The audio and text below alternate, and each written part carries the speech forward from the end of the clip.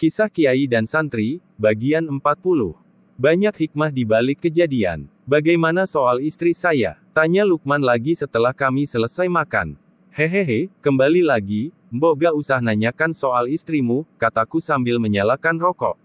Aku benar-benar belum tenang mas, jika belum tahu hal yang sebenarnya, kata Lukman. Perlu kamu tahu, aku melihat aib orang lain itu, akan sangat membuat mata hatiku buta. Jadi ada batas-batas mana yang tak boleh aku lihat, dan mana yang boleh aku lihat. Apa yang ku miliki ini anugerah, maunah dari Allah, jadi tidak bisa diriku asal diriku seenaknya memakai, misal melihat aib orang lain, atau melihat misal perempuan mandi, bisa jadi apa yang ku miliki ini akan tercabut. Tapi mas, aku minta sekali ini saja, mas membantuku. Ketahuilah, jika kamu tahu, ku katakan sejujurnya, itu tak akan menjadikanmu malah semakin baik, tapi malah akan merusakmu, maka tak tahu akan lebih baik, jelasku. Tolonglah mas, kata Lukman menangis. Baik-baik, semoga Allah mengampuni dosaku, dan suatu saat mengembalikan mata hatiku yang buta dan semoga kiaiku memaafkan kesalahan yang akan ku perbuat, ku katakan istrimu selingkuh, kataku dengan berat hati. Apa benar mas? Tanya Lukman, menatapku mencari kepastian. Biar sekalian detail, kamu nanti bisa telpon istrimu dan mencari kejelasan dengan apa yang ku katakan nanti, dengarkan baik-baik, dia kenal dengan lelaki selingkuhannya di sebuah taman, lelaki itu bernama Rohman, perawakannya sedang, kulit kuning, dia juga sudah punya istri, awalnya istrimu curhat, lalu bertemu kembali ketika menonton bola voli, lalu bertemu kembali di hotel, jadi uang yang kau kirimkan dipakai berdua membayar hotel, malah waktu ke hotel ditemani anak kecilmu, nah sudah aku tak bisa bicara banyak, ini sudah menyiksaku, kataku panjang lebar, dan Lukman menangis. Sebaiknya kau bicara dengan istrimu, menanyakan kejelasan, sebagai lelaki sejati harus tegar, hadapi kenyataan sepahit apapun itu, jangan cengeng, itu kenyataan, sudah ku katakan tak tahu mungkin akan lebih baik. Aku tinggal Lukman tidur, sementara dia menelpon istrinya, dan walau awalnya istrinya membantah, tapi akhirnya mengakui semua, setelah apa yang ku katakan pada Lukman diungkap, sampai istrinya heran karena suaminya yang di Saudi bisa tahu sedetail itu, tapi setelah pengungkapanku itu, mata batinku seperti tertutup, aku tak bisa melihat lagi kegaiban di sekitarku, tak bisa lagi menerjemahkan apa yang tersirat di balik kejadian, memang perjalananku harus mengulang. Aku meneteskan air mata, sore sepulang kerja, dan selesai mandi Sodikun sudah menungguku. Maaf mas, kata mas benar, anak perempuanku, seharian ini berak dan kencing mengeluarkan gumpalan daging yang banyak sekali, ini bagaimana mas, katanya tubuhnya sampai lemas, kata Sodikun. Ya ndak papa, bagus, ya dibawa ke rumah sakit lagi saja, biar dilihat apa tumornya masih ada, jelasku. Begitu ya mas? Tanya Sodikun. Ya, sebaiknya begitu. Malamnya Iwan juga masuk, membawa beberapa bungkus rokok ditaruh di mejaku. Apa ini? Tanyaku. Ini mas sekedar terima kasihku, kata Iwan. Terima kasih apa? Nenekku sudah bisa jalan, kata Iwan, ndak perlu repot-repot Wan. Gak apa-apa mas, aku mau pulang ke Indonesia mas, kata Lukman. Cuti? Tanyaku. Tidak mas, aku berhenti kerja di pabrik. Loh kok gitu? Iya mas, apa perlunya kalau aku kerja jauh-jauh di Saudi, kalau rumah tanggaku hancur? Kamu sudah mengajukan berhenti? Tanyaku pada Lukman. Sudah mas, jawabnya singkat. Ingat segala sesuatunya apapun kejadian di dunia ini sudah digariskan oleh Allah, jangan menyalahkan keadaan dan apapun yang terjadi, sadari diri kenyataannya mengalami itu, lalu kembalikanlah kepada Allah, hati itu kadang harus terluka, seperti tanah itu kadang dicangkul dibajak, agar tanah menjadi subur, dan mau kembali ingat kepada Allah, jika kita tidak melakukan kehalusan diri membajak hati kita sendiri maka Allah akan memperingatkan kita dengan kasar, dan lewat cobaan-cobaan yang maksudnya agar kita ingat, hati menjadi subur, dan kembali ke jalan yang tak mengutamakan ego, manusia itu dalam kenyataannya dibuat menjadi makhluk yang lemah, tapi bisa jadi karena suatu ilmu atau kekuasaan maka kemudian merasa diri kuat, dan egois, maka Allah kemudian memperingatkan kembali keberadaan manusia kembali sebagai diri yang lemah, Allah ledakkan gunung, Allah goyangkan bumi dengan gempa, Allah tumpahkan laut dengan tsunami, Allah perintahkan angin untuk memporak-porandakan bumi, agar hati manusia menyadari kelemahan, dan kembali menggantungkan diri pada zat yang paling perkasa dan maha menolong yaitu Allah. Sebaiknya sebelum pulang umroh dulu ke Makkah, dan sedikit tenangkan hati. Ingat hanya orang yang hatinya tenang yang akan mampu menyelesaikan masalah yang dihadapi. Jelasku panjang lebar. Iya mas, rencana juga mau umroh dulu, jawab Lukman. Aku sudah tidak dipekerjakan menjadi tukang sapu. Aku disuruh menunggu material yang kubutuhkan datang, dan aku ditempatkan di belakang Banggala. Banggala kalau di Indonesia ya minimarket, menjual berbagai kebutuhan, dan walau cuma menunggu untung tak jenuh karena ada internet. Di Saudi hanya 2 SIM card, yaitu Al-Jawal dan Mobile. Aku selalu memakai Al-Jawal, karena internetnya dapat ku tembus, bisa internetan gratis, sehingga mau apa saja, asal internetan pasti gratis. Semua konten porno di Saudi itu tak bisa dibuka, entah pakai HP atau komputer, asal ada unsur porno, warna biru, dan ada tulisan porno, seks, adult pasti jika dibuka langsung diblok, tapi kalau pakai gratisan malah tidak, karena tidak terbaca operator kita membuka apa, dan tentu saja aku bebas membuka, tanpa ada blok, karena bisa membuka sehingga orang-orang kebanyakan ingin ku ajari, setidaknya dapat mengurangi kesenangan mereka telepon-teleponan dengan TKW, yang kebanyakan menghabiskan gaji sebulan, ya tak apalah mereka ku ajari membobol internet, ku setingkan, asal tidak menghabiskan uang, dipakai nelpon. Karena banyakan nganggur sehingga tiap hari paling ngobrol sama teman-teman di Indonesia, lewat e-budi, atau lewat forumku di jowo.jw.lt, dan makwa.mw.lt, atau iseng-iseng menulis CERBER cerita berantai yang digagas oleh temanku Asim, atau menulis cerita-cerita pendek, setidaknya waktu tak membosankan, dan yang pasti internet gratis, apalagi setelah membeli laptop aku memakai antena wireless adapter, dan memakai pemancar wajan bolik, menyadap modem orang Arab yang dibiarkan bocor tanpa password, internetan makin seru, setiap hari abis pulang kerja langsung saja membuka internet, kalau Kamis Jumat libur, abis kerja seharian sampai malam jam 4 pagi baru tidur, karena membuka internet, semua orang Indonesia kemudian juga membeli laptop, dan berinternetan gratis, tak ada lagi telpon-telponan dengan TKW, di kamarku tiap hari ada saja yang minta diajari memakai laptop, bahkan orang Pakistan dan Yaman juga ada yang datang minta diajari. Mas, nenekku meninggal, kata Iwan suatu pagi bicara padaku dengan wajah murung.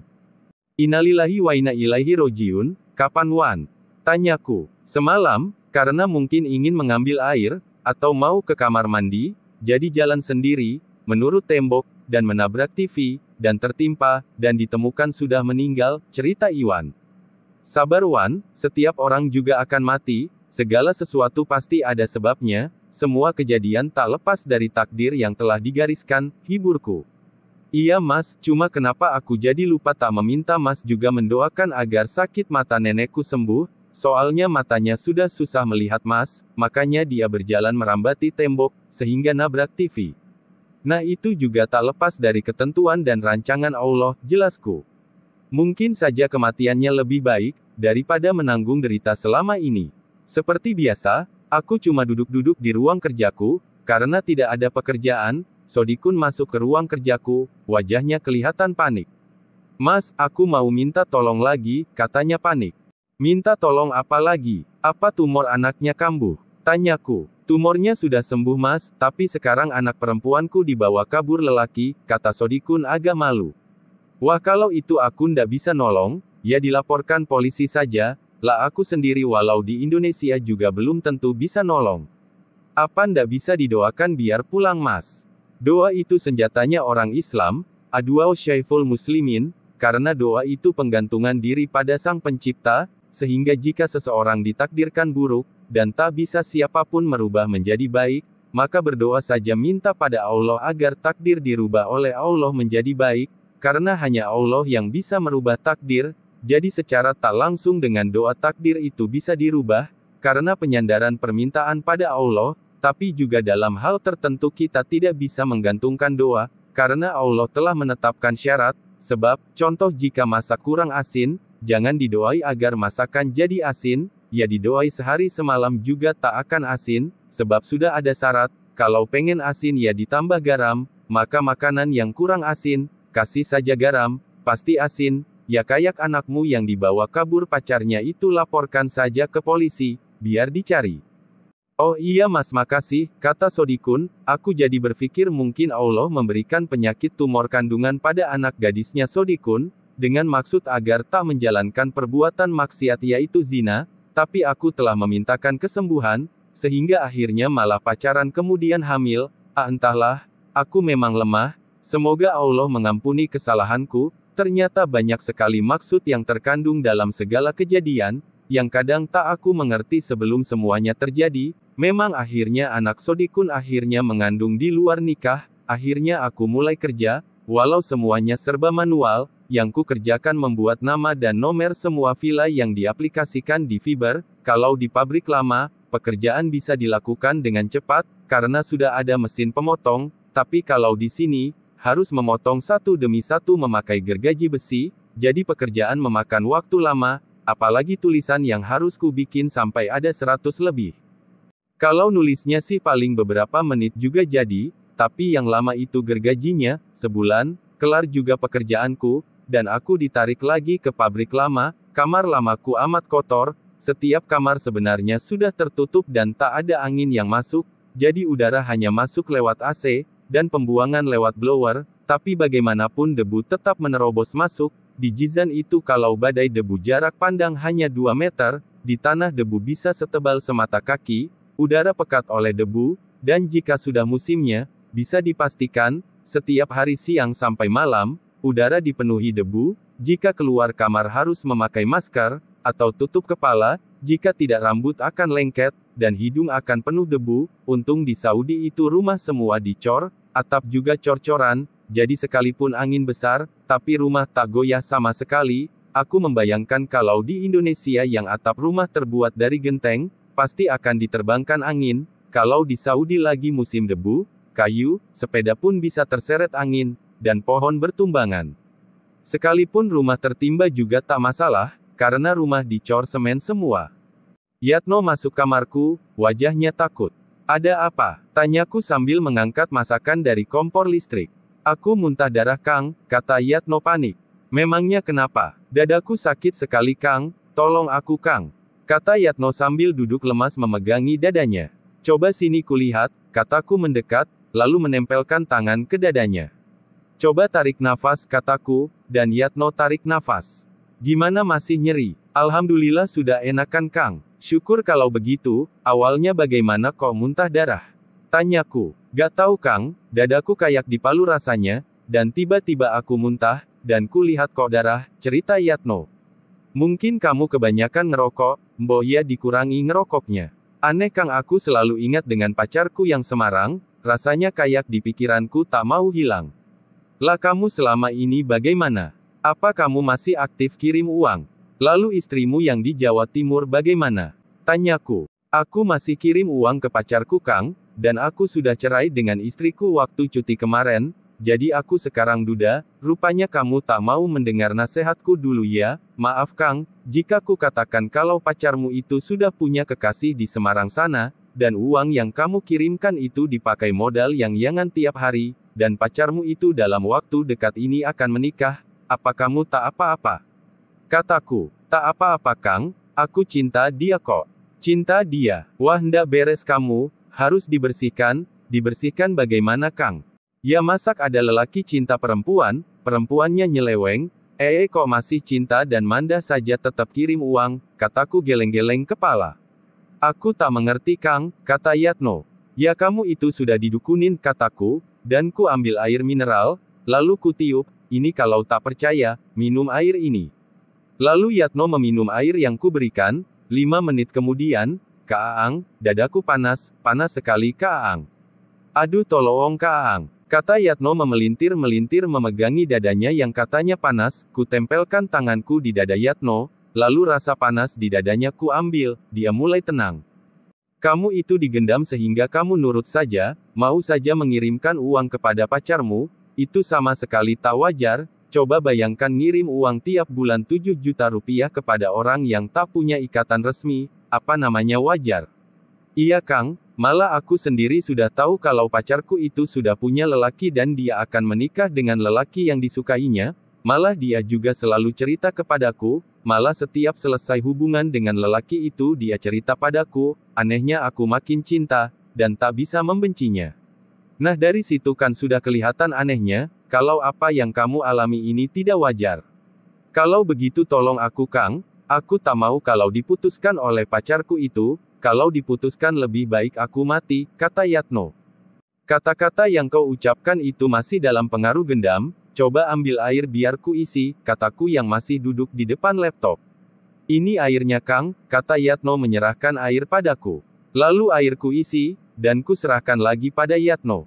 Ini minum sebagian, dan sebagian lagi kamu pakai mandi, kataku, yang segera dipraktekkan Yatno. Selesai mandi dia datang lagi padaku. Aneh Kang kok pikiranku sekarang plong, dan aku rasanya benci sekali dengan pacarku itu, katanya.